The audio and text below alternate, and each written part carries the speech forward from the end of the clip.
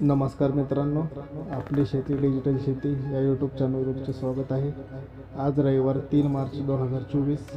आज आपण महाराष्ट्रातील हवामान विभागाचा अंदाज घेणार आहोत।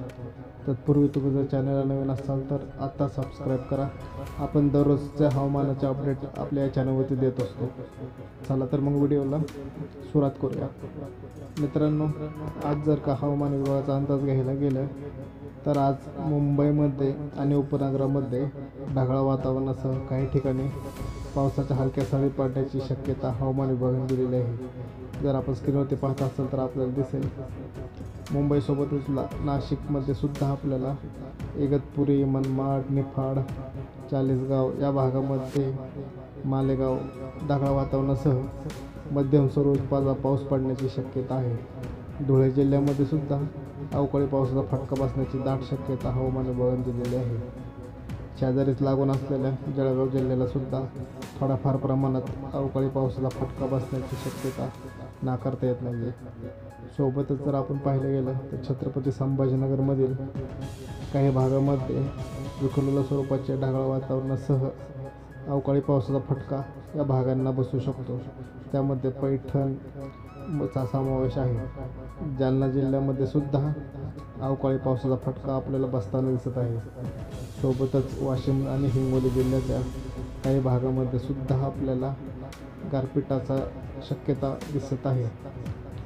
अकोला आणि अमरावती जिल्ह्याचा विचार करायला गेलं येथे सुद्धा विखुरलेल्या स्वरूपाचे ढगाळ वातावरण असण्याची शक्यता आहे। आज दुपारून हे ढगाळ वातावरण असेल। यवतमाळ जिल्हा आणि वर्धा जिल्ह्यामध्ये सुद्धा काही प्रमाणात ढगाळ वातावरणासह पाऊस पडण्याची शक्यता आहे। सोबतच आपण पाहायला गेलं तर गडचिरोली जिल्ह्याला सुद्धा अवकाळी पावसाचा फटका बसताना आपल्याला स्क्रीनवरती दिसत आहे। चंद्रपूर जिल्ह्यामध्ये सुद्धा काही प्रमाणात ढगाळ वातावरण हे राहण्याची शक्यता आहे। आज दिवसभर हे ढगाळ वातावरण राहू शकते। काही भागामध्ये अवकाळी पाऊस सुद्धा पडण्याची शक्यता हवामान विभागाने दिलेली आहे। मित्रांनो, सोबत आपण पाहायला गेलं तर परभणी जिल्ह्यामध्ये सुद्धा आपल्याला ढगाळ वातावरणाची शक्यता नाकारता येत नाही आहे। लातूर जिल्ह्याला उदगीरमध्ये ढगाळ वातावरणासह जोरदार असा अवकाळी पाऊस पडताना आपल्याला दिसणार आहे। आज मित्रांनो, काही ठिकाणी गारपीट होण्याची सुद्धा शक्यता हवामान विभागाने दिलेली आहे। सोबतच सोलापूर जिल्ह्याच्या ग्रामीण भागामध्ये पंढरपूर या अकलूज या भागामध्ये सुद्धा ढगाळ वातावरणासह पाऊस पडण्याची शक्यता सुद्धा हवामान विभागाने दिलेली आहे। पुणे जिल्ह्याचा विचार करायला गेलं तर पुणे जिल्ह्याच्या ग्रामीण भागामध्ये आणि शहरामध्ये सुद्धा ढगाळ वातावरणासह थोडा हलक्या सरी पावसाच्या पडण्याची शक्यता आहे।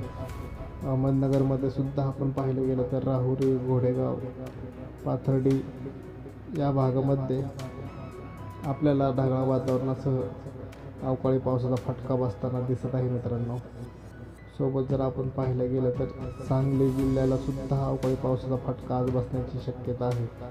कोल्हापूर जिल्ह्याला सुद्धा थोड्याफार प्रमाणात अवकाळी पावसाचा फटका बसू शकतो।